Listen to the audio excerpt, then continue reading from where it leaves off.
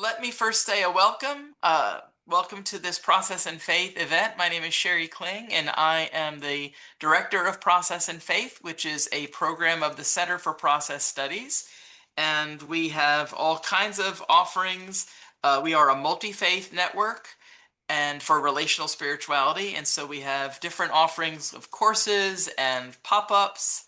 And then these events that we're calling interweavings are typically those that have more of an interreligious focus or a multi-religious focus rather than, looking at one tradition or aspect of faith. And so we are very happy to have this event. And I want to introduce, so I'll be a speaker for this evening as well as Rabbi Leila Berner. So I want to introduce her now, and then I'll start the event with some material and then turn it over to Lila, and she'll take it the rest of the way. So Rabbi Berner was ordained at the Reconstructionist Rabbinical College, but also holds a second ordination from Rabbi Zalman Schachter Shalomi, and received her doctorate in medieval Jewish history from UCLA. She's also the chair of the Bible department of the Aleph, which is the Alliance for Jewish Renewal Ordination Program. And there she teaches biblical and medieval history, feminist thought, and midrash. She's also taught in the Department of Philosophy and Religion at American University and George Washington and Emory universities, and also Swarthmore and Reed colleges. And she's the author of Listening to the Heart of Genesis, A Contemplative Path. And we met each other through, it was through Howard Addison, right? Yes. Yes, so through a mutual friend who is also a rabbi, and Lila was looking for someone to speak to her class about a practice called lectio divina, and you'll hear more about this later. But anyway, that's how we first met each other, and so I've now spoken to two different course students, two different sets of students for a course with Rabbi Lila, and now she's come here to do this event with us. So I'm going to begin. I'm going to share my screen. Okay, so how this is going to go this evening? I've already done the welcome and introduction, so I'll be, like I said, doing some material. Then Rabbi Lila will go through her material that she wants to tell us about, but then we'll actually enter into a practice, the practice that she developed called Kriat Hakodesh. And so we'll actually have a chance to experience for ourselves an example of a practice where this event is all about dynamic practices and living texts. So that's what we're jumping into. So I just want to talk a little bit first about some differences or ways that we might understand religion versus spirituality. And I even hate to use that word versus because it's not as if they are clean and distinct areas that live separate from each other. But typically, we think of religion as an organized set of beliefs and practices that can focus on a wide set of goals, including communal, psychological, and institutional goals, and on outer experience. It's religion is typically embedded in some kind of institutional context, but ideally it should facilitate spirituality. Now, when we talk about spirituality, we typically talk about it as being focused on only one goal versus a wide set of goals. And that goal is typically a search for the sacred as an inner experience versus an outer experience.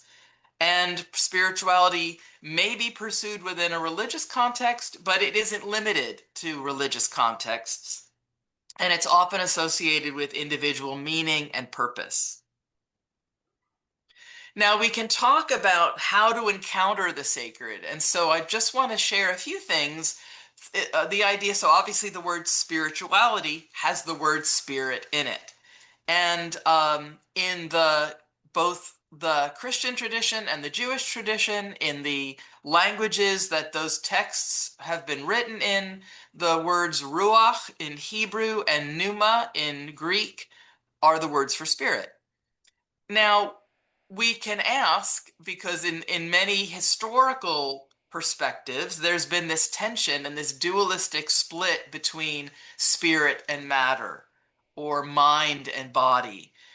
And we could just ask the question, is this necessary to have this dualistic separation where we look at this kind of spiritual goal as escaping this current embodied world? Or can we see this world, the world of the spirit, as a dimension of reality that is compatible within physical existence? And one example or one way of talking about that, I think that came from David Tacey that I loved, is whereas in the past there was this idea of the ascent, of ascending to this transcendent realm of the spirit. Now there's more of an interest in pulling that transcendent realm down into the embodied life, down into the earth. And also, when we think about humans and human life, we are unities of mind, body, and spirit. But we can think about spirituality as having an encounter with the transcendent or the transpersonal. And I don't mean transcendent as being otherworldly, but just of transcending the personal, the one person, and being changed by that encounter. Well, similarly, Carl Jung and also Freud talked about what they called primordial experience, which is this rushing river of being that is the base level of human experience, that Jung considered this to be the sacred flow of life, that it was crucial to human life. He thought it was mediated, Jung thought it was mediated in human experience by what he called the archetypal self, which is a God image or an image of wholeness in the human psyche. This primordial experience, though, was transpersonal, meaning not just limited to individual experience. It was seen as the source of numinous experiences, those experiences that are ecstatic or mystical in nature, and that this primordial experience actually seeks our integration. I love this quote by Barry Taylor, who was a former road manager with AC/DC, that God is the name of the blanket we throw over the mystery to give it shape. Just like one of my favorite quotes of all time. So when we look at spirituality, we can look at what's called contemplation, often in the Christian tradition, and just spiritual practice. So from my perspective, I see spirituality as intrinsic to human nature. It's just part of who we are, and that it integrates all aspects of life into a unified whole, that it allows life to be marked by an overall spirit of goodwill, which is inherent in authentic living. Spirituality can also be seen as the seeking and sustaining of rich experience, both in the solitariness of the heart, but also in community with others. And when done in a healthy way, it opens us to healthy self-critique, self-knowledge, and self-giving. It facilitates a capacity for both transcendence and self-transcendence. And in the Christian tradition, which is my location, the goal of Christian contemplation is union or communion with God. Now, I just want to, because here we're talking about how these practices can bring texts or bring our faith lives to life. And so I want to ultimately tell you about a practice that I created drawing from 3 Christian contemplative practices. And so I want to just briefly tell you about those 3 practices and then what I did with them, which was kind of a modern interpretation, but which allowed the basic spiritual technologies within these practices to still work very effectively. So, for example, there's a practice in Eastern Christianity called praying with icons. So Eastern versus Western, meaning the Christian tradition that was based or centered in the Byzantine Empire, Constantinople, before the Great Schism. They were all together, but in the medieval period, at the Great Schism, the East and West separated. So Eastern Orthodox Christianity, Greek Orthodox, Russian Orthodox, etc., has this very important practice of praying with icons, and you see one pictured there. And the idea is that this sacred image offers access to the invisible through the visible. The icon then becomes transparent, in a sense, to the ultimate reality to which they point. And so the point is never to contemplate the image per se, but to allow the image to become a window to ultimate reality. Another practice is praying with the imagination, which is a practice that emerged out of the Ignatian Christian order, the Jesuit order, basically, but from Ignatius of Loyola.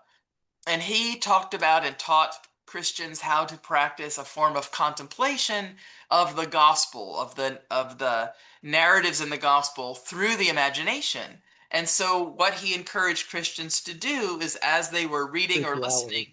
to a gospel story, is to really immerse themselves in it so fully with their imagination that they experienced it as if they were there, in a very sensory way. So noticing sight, smells, sounds, the way something might feel, really putting oneself in the story to engage the mind and the heart and to stir up emotion so that one could be moved by that story.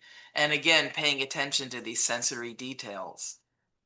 A third practice is one that's specific to texts called lectio divina, which basically just means sacred reading. And this practice was first written about in the 6th century in the Benedictine order, Benedict that led that order. It was in his Rule of Life, basically, book. And Lectio Divina is different from typical Bible study, where Bible study is reading the text for information and context and inspiration. Lectio Divina is a more reflective reading where your goal is to find the deeper meaning of the text and to be transformed by that text in the present time. And it's considered one of the great treasures of the Christian tradition of prayer. Now, in this practice, which is the practice that Rabbi Leila then went on to develop her practice from, in Lectio Divina, the purpose of it is to take a long, loving look at a text to encounter God or Christ there. Again, seeing through the words to the ultimate reality behind. Um, Origen, one of the early church fathers, believed that the literal reading of a text was just at the surface, and below the surface level is the spirit of Scripture, and that we needed to get to that lower level, deeper level. Augustine talked about reaching the hidden fruit of biblical text. And again, this is all about cultivating friendship with Christ and being transformed. And in fact, you can see on the right of that slide, it's all about really being transformed into the Word of God. And for Christians, the Word of God is the living Christ. And so it's approached with an attitude of resting in God's presence, of living in union with God. And then in that process, our energy becomes one with the divine energy. And just to briefly describe how the process of Lectio Divina would normally go, is that you would begin first by kind of preparing yourself with an intention and a centering, and then be in silence. Then you would have a first reading of the text, and you might have it would be a shorter text, not necessarily one sentence, but maybe a couple of paragraphs or so. You would read it or listen to it being read one time through and just absorbing that. Now, sometimes people will repeat the reading right away in this first part. And again, the point is to really just let it wash over you and to receive it. Then more silence. Then there's a second reading, or possibly third, of the text where then you're really paying attention to what in this text is really has some energy for me. Where does it sparkle for me? Where does it feel a little more, um, a little more inspired for me, and reflecting on a word or a phrase that jumps out from the text? Then again, another period of silence. Then there's a final reading of the text, again, absorbing it, reflecting, and then finding in yourself, where am I responding to this text? What is it bringing up for me? And then just resting in a final silence to contemplate, be in that presence, sit with that text, be in the presence of God, and just have that final time of contemplation. So that's how that practice typically goes.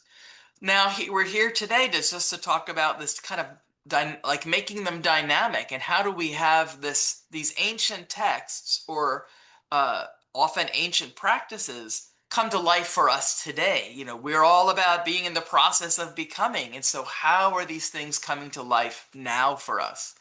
And so this is where this evening came together, talking about the roots of this lectio divina as a practice in the Christian tradition, and then Rabbi Leila's practice of Kriat Hakodesh that she'll be telling you about in just a moment.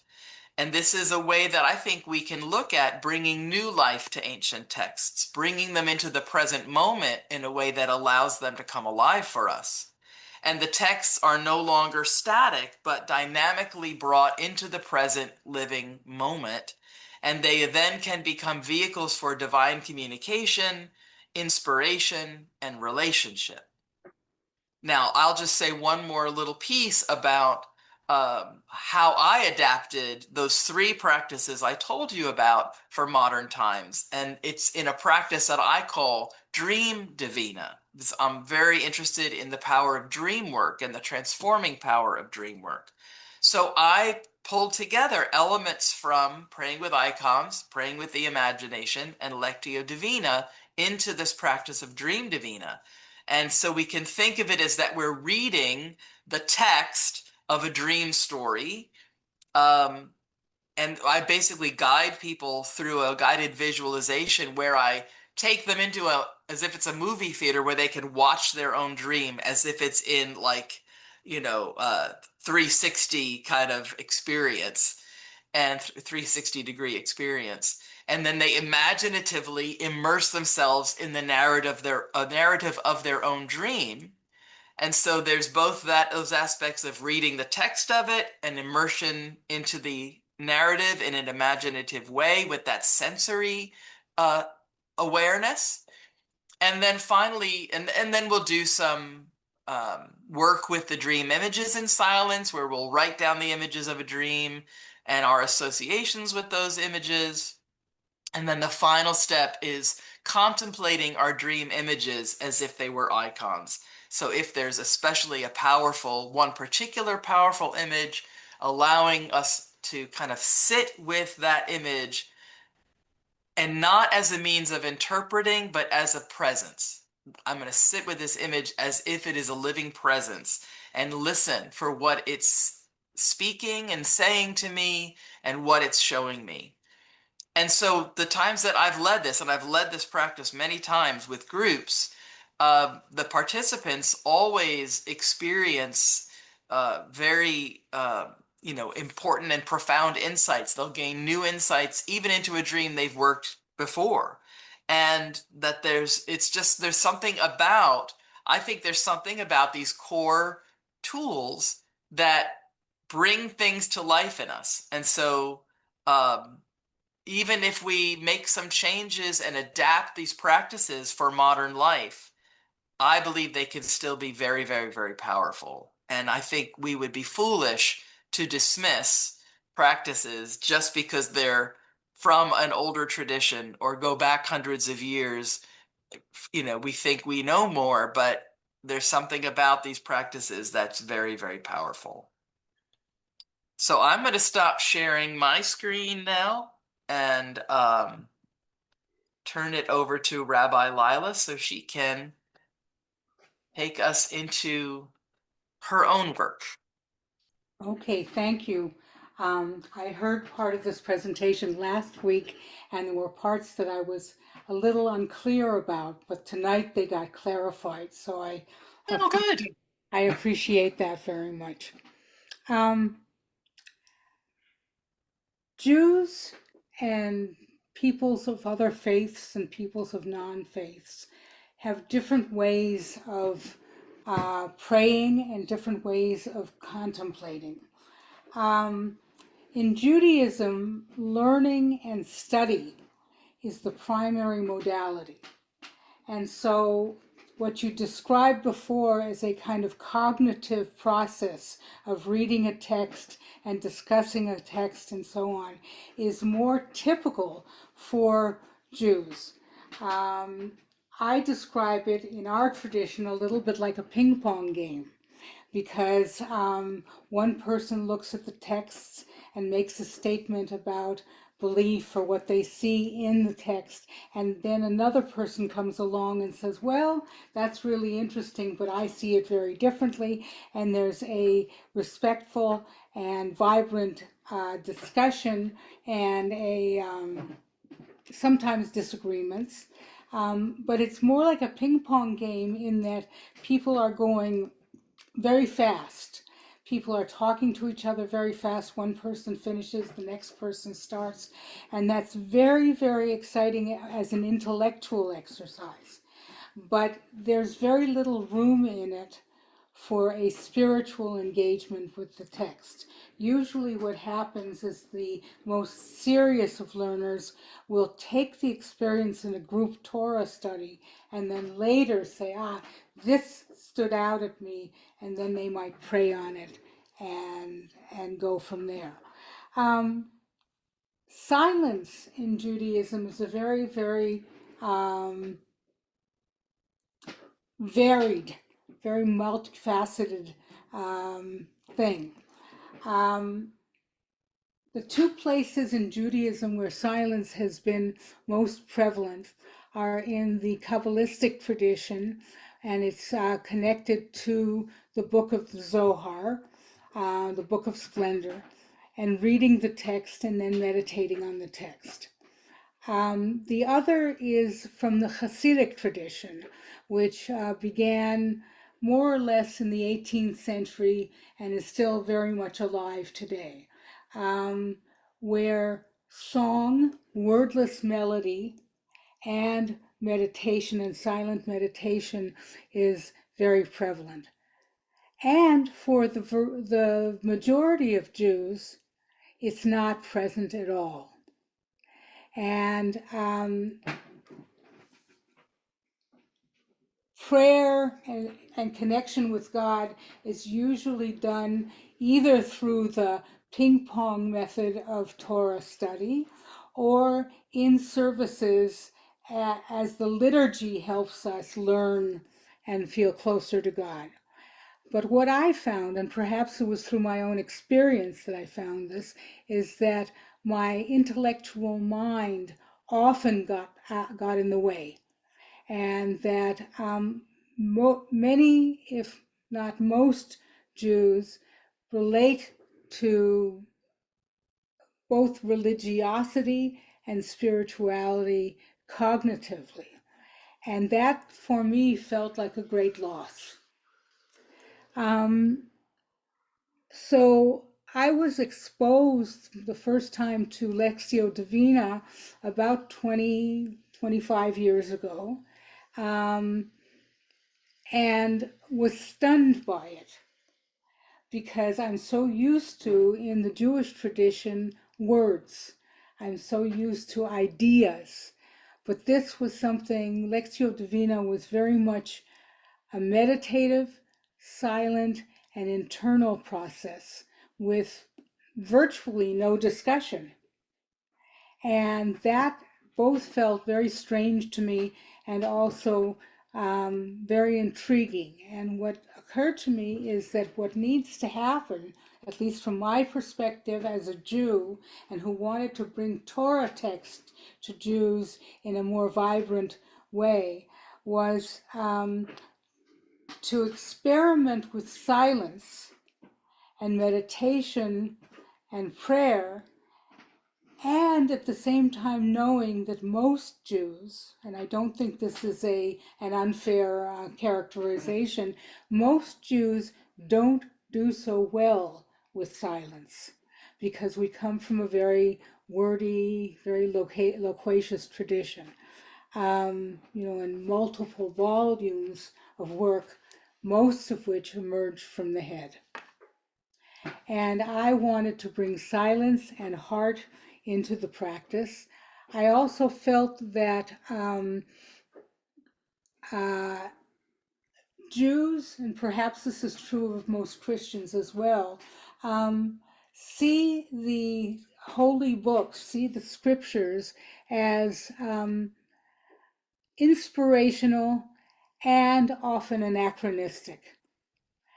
They see them as stories from long, long ago, and what do they have to do with our own lives? And you used a phrase, and I didn't write it down, but you used a phrase about bringing the scriptures to life. And I felt that one way to do that was through this combination of silence and words. And the teaching tradition is very strong in Judaism. And what I wanted to do was combine the contemplative with the cognitive and see where it led us. And finally, to make it very personal, so that the stories did not feel anachronistic or archaic, but that the stories were really about us and what we could derive from them. So I'm going to lead you through Kriat Hakodesh practice. After I had been introduced to lectio divina, I decided that I really needed to learn about it, and for 6 months I attended a lectio divina group here in the Washington, D.C. area, and from that I began to develop Kriat Hakodesh. And what we're going to do is we're going to listen, as in lectio divina, to 3 readings of the text. And this is the part that is particularly Jewish, is a teaching immediately after each reading. And then it goes really personal, and there's a personal question that are questions that I will pose to you, and we'll go into silence to contemplate those. The other thing is that I have introduced into it, this is not an innovation of mine, it's the very Jewish way of doing this, is wordless melody, which in Hebrew are called nigunim. And so in between each reading and each teaching, there will be a nigun, a wordless melody that will be kind of a leitmotif throughout the entire thing. Okay, the text that I chose to bring to you today is called in Hebrew Parashat Vayetze, which is the story of Jacob fleeing his home and his family after he has stolen the birthright from Esau. And their father, and additionally he has stolen his father Isaac's blessing. Now, from what we understand in biblical studies about this, is that the birthright might have been the transactional part of it, that, inheritance and things of that nature. But the blessing, and I use the word innermost blessing, is a blessing that is purposely aimed at the heart of the recipient. And so when Esau is expecting that innermost blessing from Isaac, it's a profound pain and disappointment to him when he loses that, because that is the heart-to-heart blessing of father to son.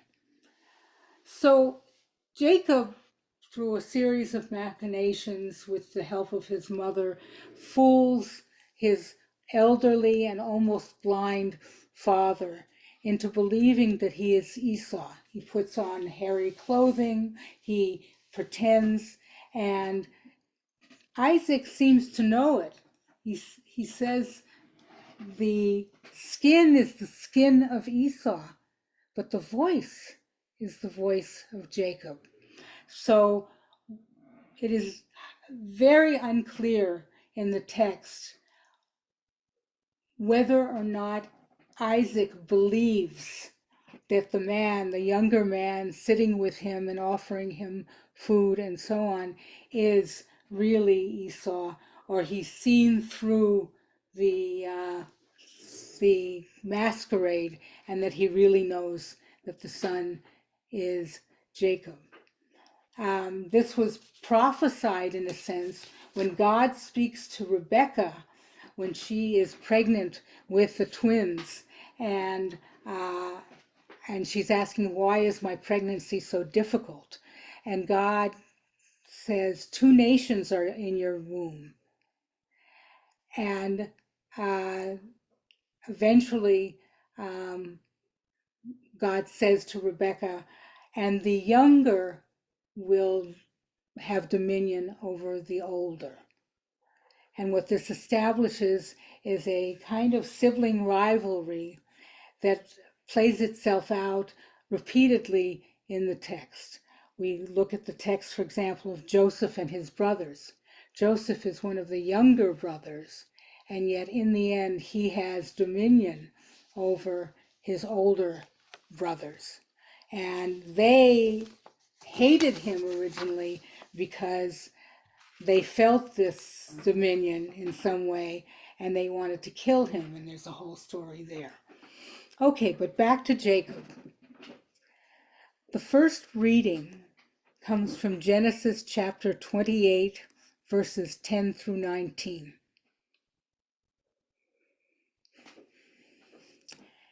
And Jacob went out from Beersheba and went toward Haran. And he came upon a place, the Hebrew word is makom.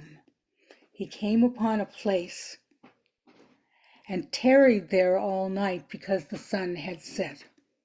And he took one of the stones of the place, makom, and put it under his head, and lay down in that place, makom, to sleep.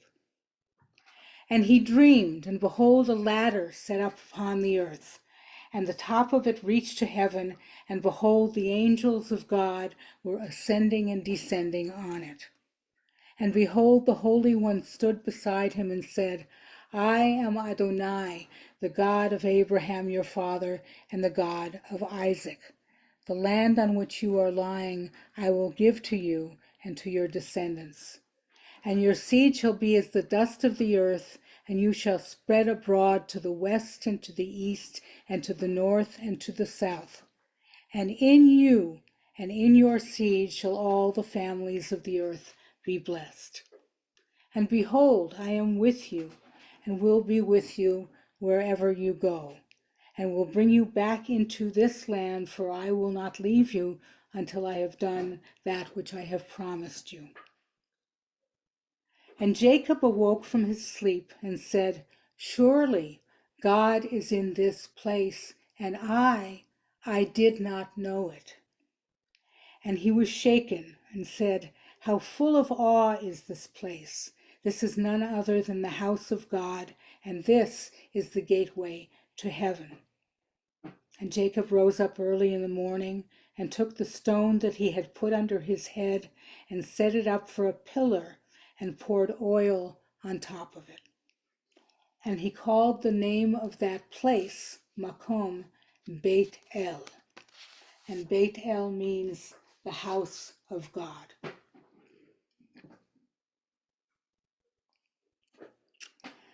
Ay, ay, ay, ay. Ay, ay, ay, ay. Ay, ay, ay, ay, ay. Ay, ay, ay, ay. Ay, ay, ay, ay, ay. Ay, ay, ay, ay. Ay, ay, ay, ay, ay. Ay, ay, ay, ay. Ay, ay, ay, ay, ay.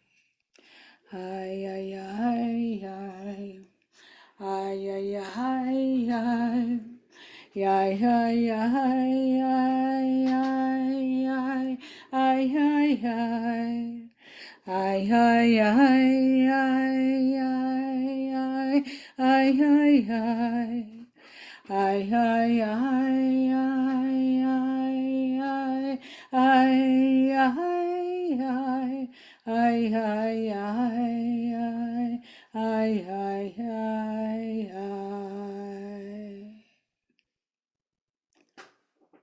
A first teaching.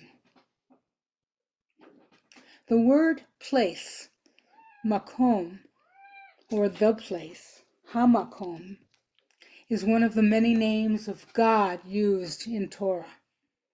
This term is used many times throughout Tanakh, beginning in the book of Genesis. As Rabbi Ismar Shorsh, Chancellor Emeritus of the Jewish Theological Seminary, writes, God is now dauntingly conceived as the space in which the universe exists. God is neither outside the world nor a resident within it. The world constitutes a part of God. Transcending both gender and image, the conception expresses the grandeur and austerity of Jewish monotheism. It has the capacity to do justice to a universe more than 15 billion years old and still expanding. No less important, it offers the comfort of God's nearness, God's immanentness. The ancient charge against Judaism was that its God was transcendent and remote and therefore inaccessible. Monotheism had emptied the world of all intermediate beings. Perhaps it satisfied the mind, but it chilled the heart. To counter this, the rabbis avowed that their God was both far and near, awesome and intimate. As the soul fills the body, God's presence pervades the universe. God, as Hamakom, the spacious one, was meant to convey as well that one could pray in one's heart without uttering a sound and still be heard by God. God was never out of reach. We were, in fact, immersed in God's ubiquitous presence. Somewhere between dreaming and waking is Hamakom, the place. A different nigun. Ay, ay, ay, ay, ay, ay, ay, ay, ay, ay. Ay, ay, ay, ay, ay, ay, ay, ay. Ay, ay, ay, ay, ay, ay, ay, ay, ay, ay. Ay, ay, ay, ay, ay, ay, ay, ay, ay. Ask yourself, what is your truest, most authentic place, makom? Where do you feel most safe? What or who or where is your haven, and what is your truth? All of this is your place.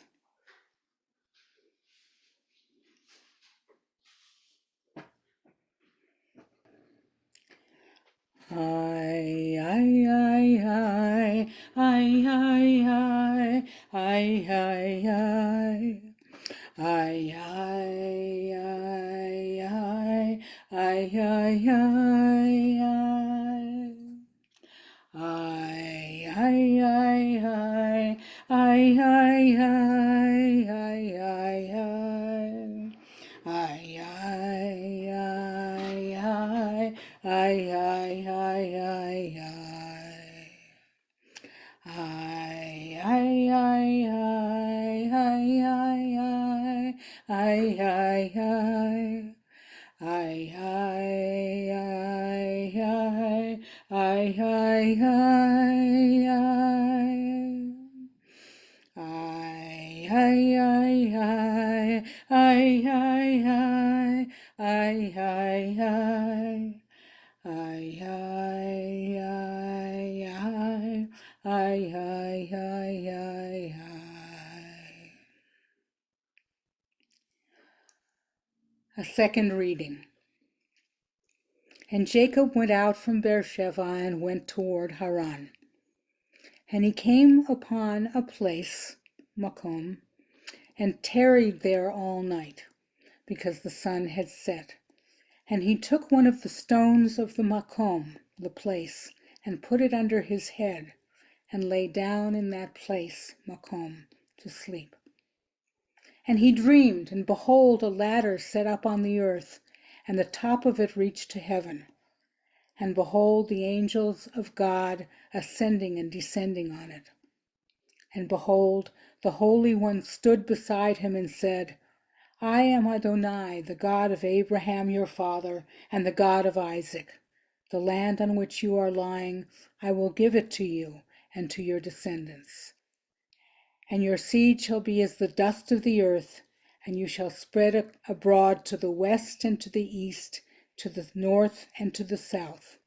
And in you and in your seed shall all the families of the earth be blessed. And behold, I am with you, and I will be with you wherever you go, and will bring you back into this land, for I will not leave you until I have done that which I promised you. And Jacob awoke from his sleep and said, Surely God is in this place, and I did not know it. And he was shaken and said, How full of awe is this place! This is none other than the house of God, and this is the gateway to heaven. And Jacob rose up early in the morning and took the stone that he had put under his head and set it up for a pillar and poured oil down upon it. And he called the name of that place, Makom, Beth El, Beit El, the house of God.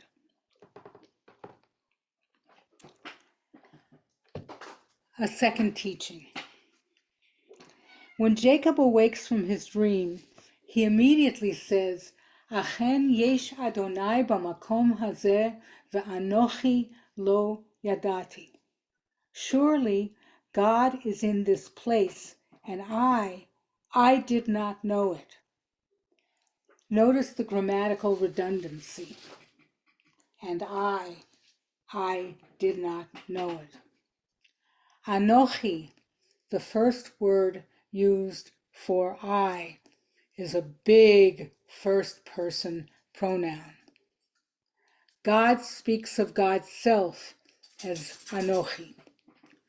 The word Anochi is the word that God uses in the Exodus when he says, Anochi Adonai Elohechem asher hotzeti etchem me'eretz Mitzrayim. I, capital letter, I am Adonai your God, who took you out of the land of Egypt. And then there is Lo Yadati, I did not know. There's the first personal pronoun again, but it has a very different feel. Surely God is in this place, and I did not know it.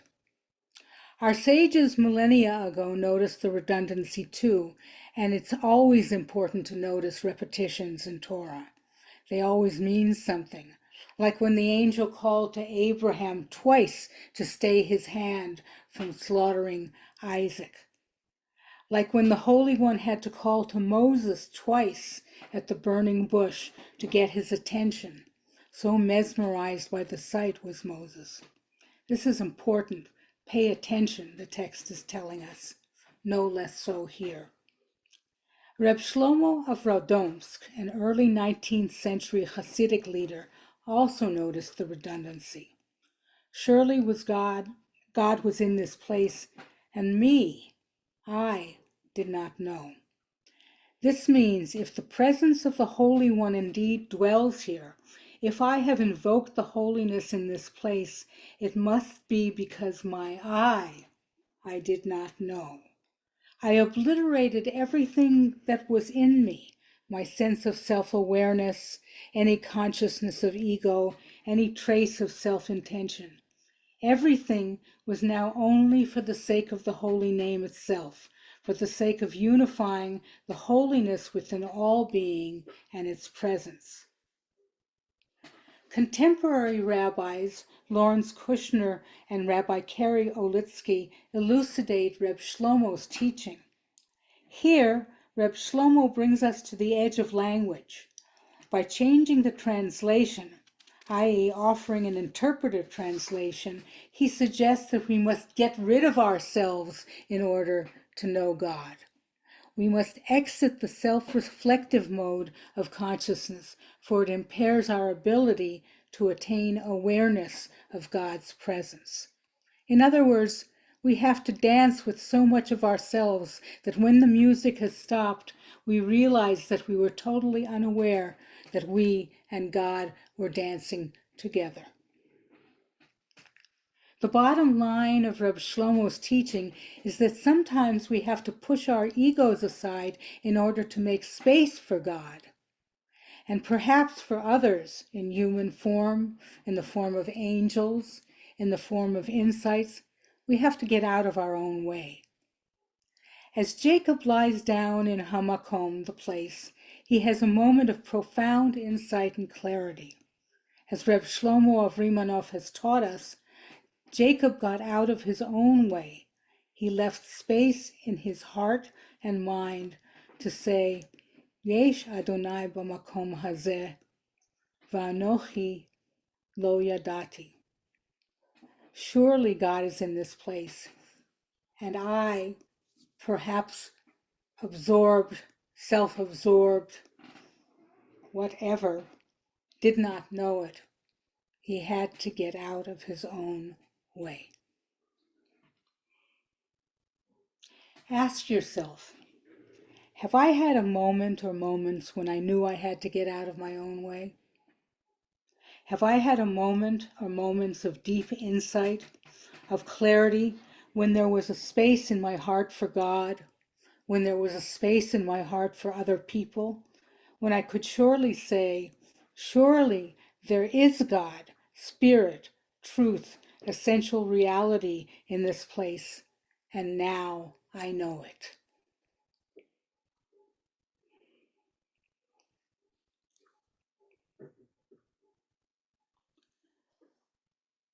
A third reading. And Jacob went out from Beersheba and went toward Haran. And he came upon a place and tarried there all night, because the sun had set. And he took one of the stones of the place and put it under his head, and lay down in that place to sleep. And he dreamed, and behold, a ladder set up on the earth, and the top of it reached to heaven, and behold, the angels of God were ascending and descending on it. And behold, the Holy One stood beside him and said, I am Adonai your God, the God of Abraham your father, and the God of Isaac. The land on which you are lying I will give to you and to your descendants. And your seed shall be as the dust of the earth, and you shall spread abroad to the west and to the east and to the north and to the south. And in you and in your seed shall all the families of the earth be blessed. And behold, I am with you, and we will be with you wherever you go. And will bring you back to this land, for I will not leave you until I have done that which I have promised you. And Jacob awoke from his sleep and said, surely God is in this place, and I did not know it. And he was shaken and said, how full of awe is this place. This is none other than the house of God, and this is the gateway to heaven. And Jacob rose up early in the morning and took the stone that he had put under his head and set it up for a pillar and poured oil upon the top of it. And he called the name of that place Beit El, the house of God.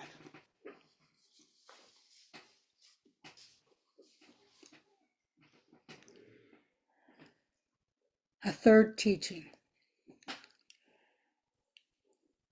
Notice that in the text it says that angels were ascending and descending. Notice the syntax. Notice that usually we think of angels coming from heaven to earth, and yet in this case the angels are coming from earth to heaven. As Jacob sleeps, he dreams of a staircase leading up to heaven, and angels are ascending and descending on it. The Jewish notion of malachim, angels, is different from the Christian image of sweet cherubic creatures with wings flying around the firmament. For us, malachim are divine messengers. They often come in human form, like the 3 visitors who appeared to Abraham after Ishmael's birth at the terebinths of Mamre. They are referred to as anashim, men.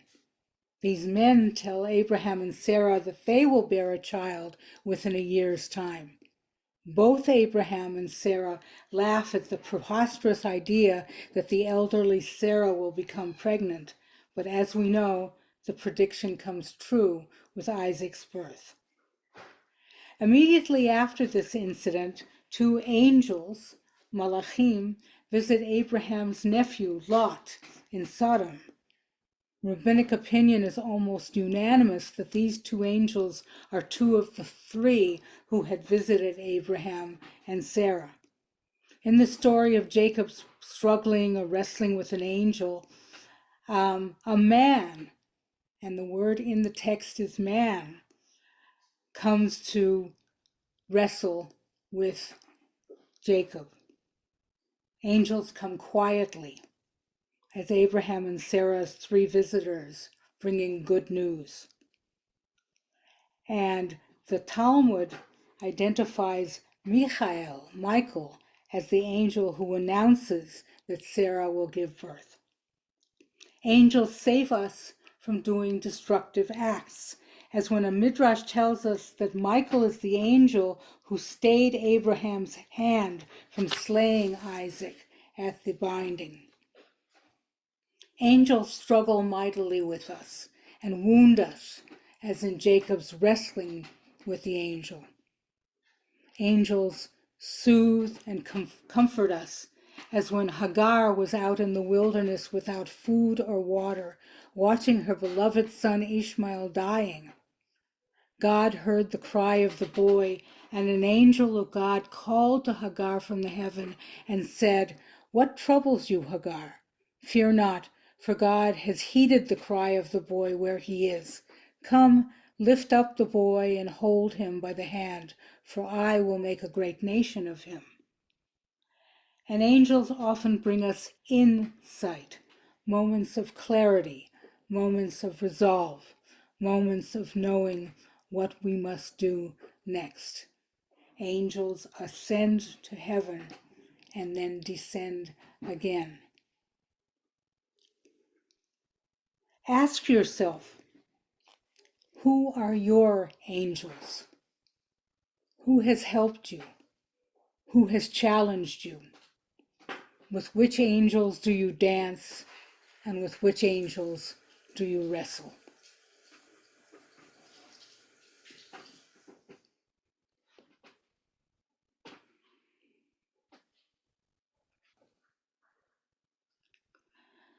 Ay, ay, ay, ay, ay, ay, ay, ay, ay, ay.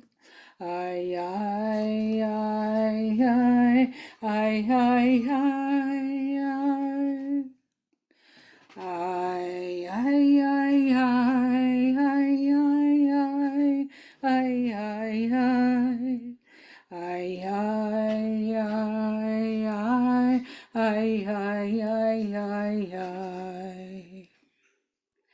Ay, ay, ay, ay, ay, ay, ay, ay, ay. Ay, ay, ay, ay, ay, ay, ay, ay. Ay, ay, ay, ay, ay, ay, ay, ay, ay,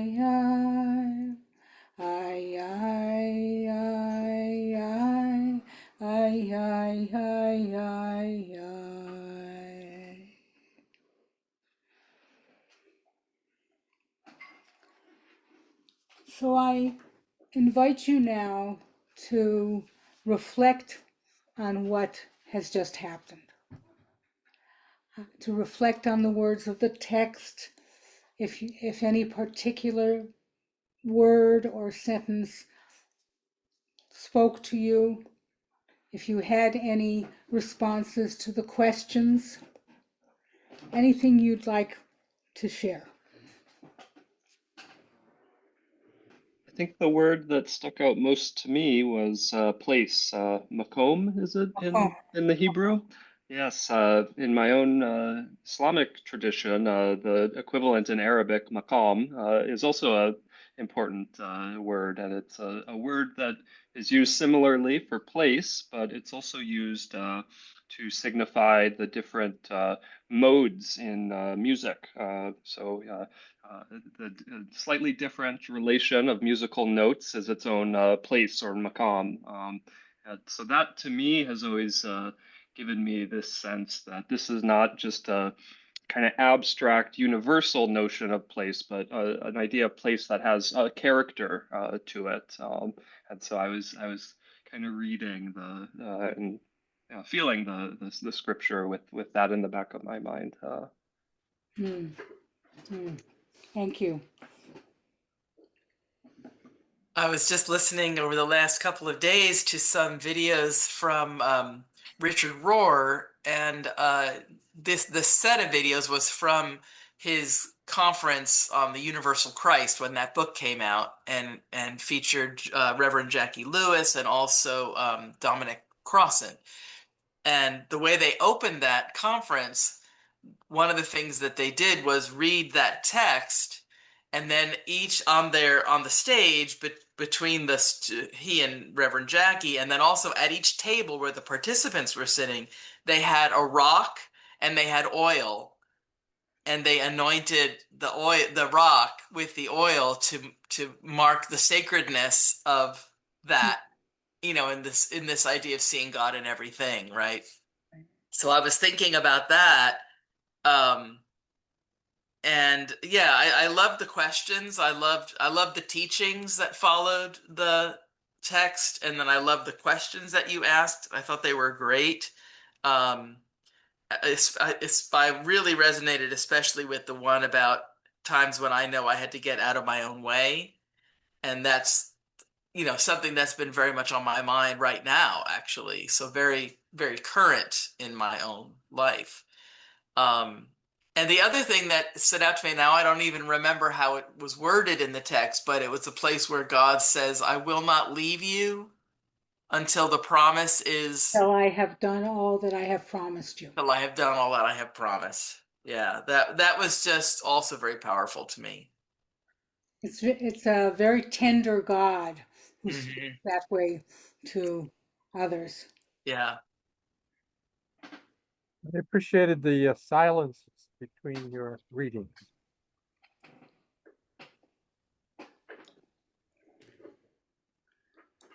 So I have one more um, piece to share with you, and I was looking. I know I have it on my computer, and I wanted to screen share, but I can't find it right now. Oh, So what I'm going to do is sing it and translate it, and you'll understand the connection between the nigun, the second and third times that I sang it. And there's something very powerful that happens when you take this one sentence and diminish it by one word mm, time. It's kind of like, I really didn't want to go, but I did. The second time was, I really didn't want to go, but I really didn't want to go, but each one of those has a very, very specific resonance and meaning. And this happens really beautifully with this text. mm. So first I'll sing it without the words, and then I'll sing it as I diminish the words. I, I, I, I, I,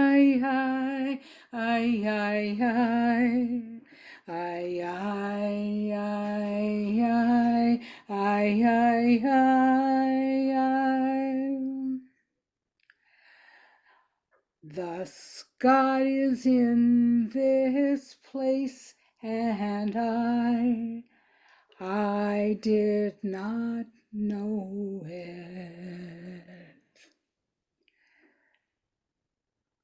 Yesh Adonai b'makom hazer v'anochi lo. God is in this place, and I didn't. Yesh Adonai b'makom hazer v'anochi. God is in this place, and I. Yesh Adonai b'makom hazer. God is in this place. Yesh Adonai b'makom. God is the place. Yesh Adonai. God is. Yesh is. There's something about the teaching that emerges from each of the times we take off a word.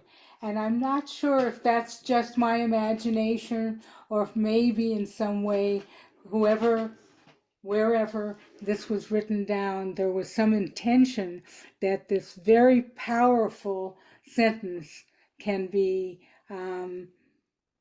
peeled open like a rose with the petals going off, and then seeing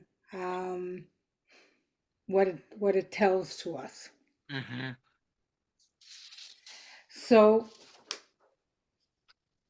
this is Kriat Hakodesh, and I have presented it in many places with many different kinds of groups, exclusively Jewish groups.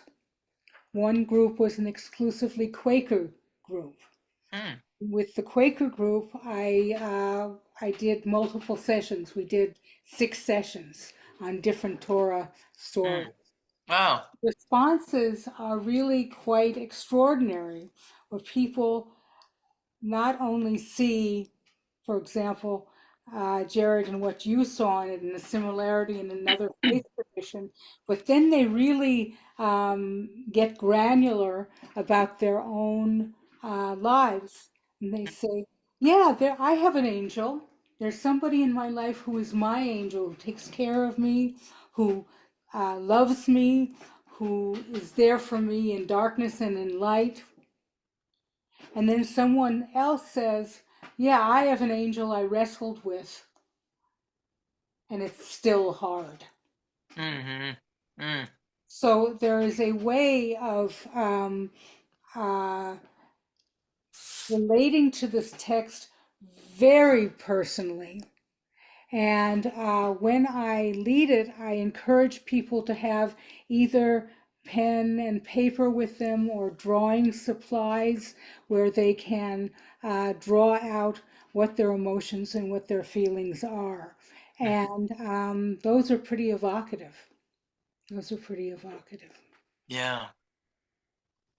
I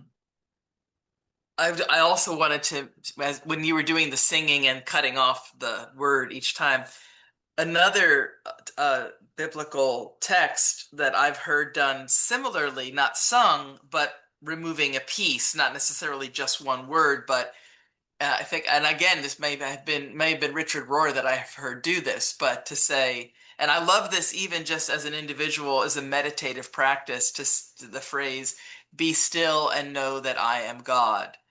Be still and know that I am. Be still and know. Be still. Be." There's so much beauty in that. That's very, very much beauty in that. One other phrase from the tradition that I just wanted to leave you with is one of my favorite phrases, Lecha dumia tehila, to you silence is praise. Mm. Yeah. We don't have to use this. This uses a lot of words, but I do want to say that if we were doing this in a continuous group or with a group of experienced meditators, which I don't know if all of you are, the silences would be much longer. Yeah. And the encouragement in the silences is go as far afield as your heart and your mind encourage you to go, because the insights that come from a longer silence are pretty profound in themselves. And Yeah. people go to places where they never imagined that they would go, Yeah. and the text becomes personal to them. They go back to that text repeatedly. Right. So I just wanted you to know that this was just slightly different than what I would do in a regular group. Yeah. Yeah.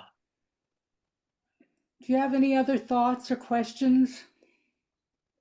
I'd be curious to hear your thoughts and perspectives on the language used for reading. I mean, so often we operate based on this sacred versus profane language distinction, where something like Hebrew or Latin, Sanskrit have this I don't know, sense as, yeah, this is a real sacred language, and is used in these sorts of liturgical and contemplative ways. But then, oh, there's these vernacular or profane languages. English could certainly be one of them, that don't really have a original sort of sacred expression in that same way.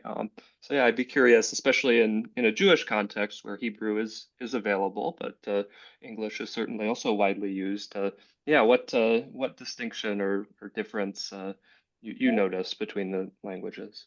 First, I would point out that for a faithful Christian who has been brought up, for example, with the King James Bible, Hmm. is frankly not a very good translation. Right. But the words become very the words become very personal. If you've grown up since childhood with the King James version, it has that tenor of sanctity to it that Yeah. anything else would. The second thing is I'm very fortunate because I learned Hebrew as a child, and then I spent 10 years in Israel, so I became really fluent. And for me, Hebrew is a magical language. Hmm. And one of the reasons is because there are constant Yeah. play on words, constant puns, constant subtleties where the same word, um, or just if it's spelled the same, Mm. Hmm. can evoke very, very different responses. Just a very quick example in the story of Adam and Eve, when God calls to Adam and says, Ayeka, where are you? And Adam answers, and they speak about the serpent and the tree and all of those kinds of things. And the rabbis, seeing that, immediately, because their Hebrew is so natural and personal to them, they understand that the word ayeka, where are you, is spelled exactly the same way as the word echa, which means how. Mm. Mm. And they then ask the question, they then sort of support the idea that when God calls to Adam and says, Ayeka, God could equally be calling to Adam and saying, Echa, which means how. Hmm. Where are you and how did you get in this spot? Ha. And they go on for pages and pages about Ha. what we have to think about stuff. It's not a locative, where are you? God knows Mm. where Adam is. Right. So Right. God is asking him something else. Right. Like, how did And you get in this mess? how did you get in this mess? Exactly.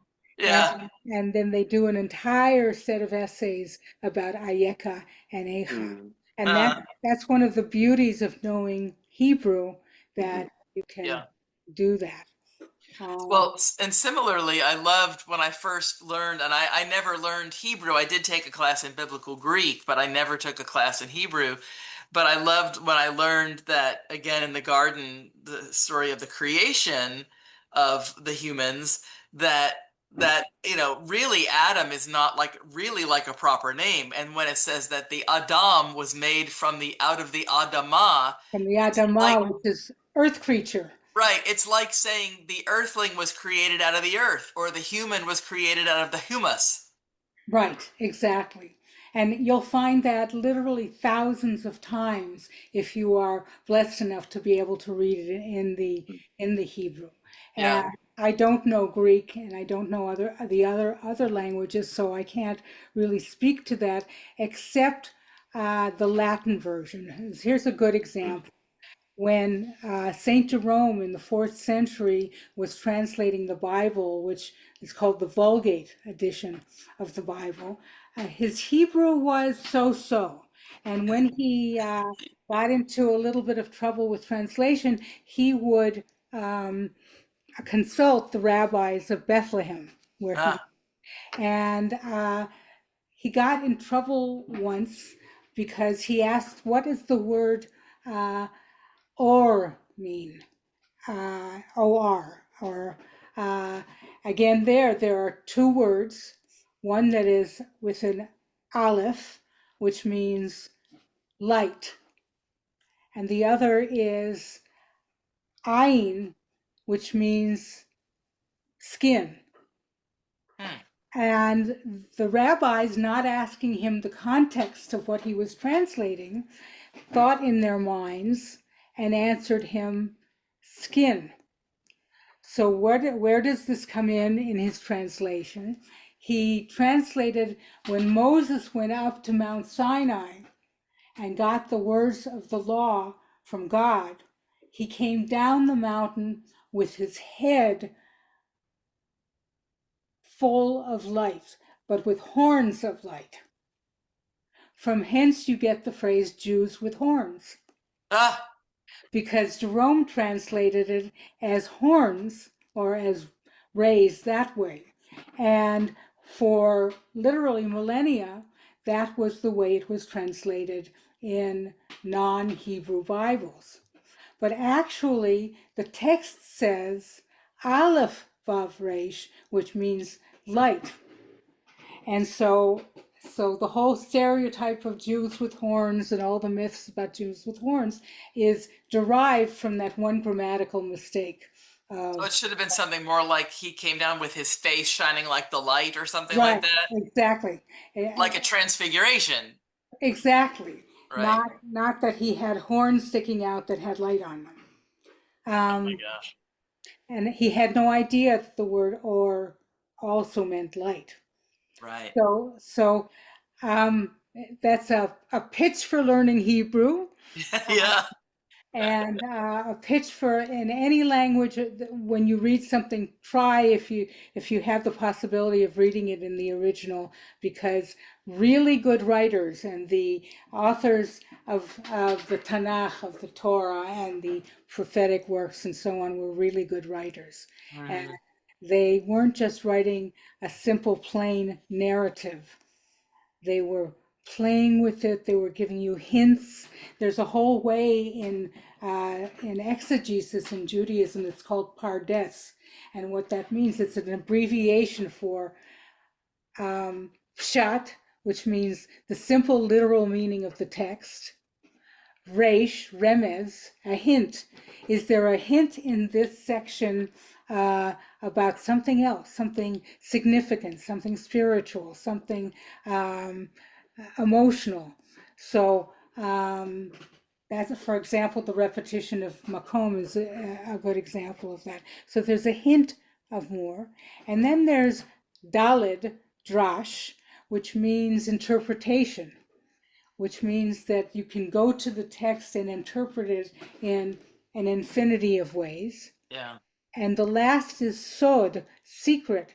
that these are the esoteric meanings of the text that not too many people can get to in their lifetime. Most of us stay in pshat, the literal, the remez, the hint, and the drash, which is kind of the homiletic version. We never quite make it down to the secret to the soul.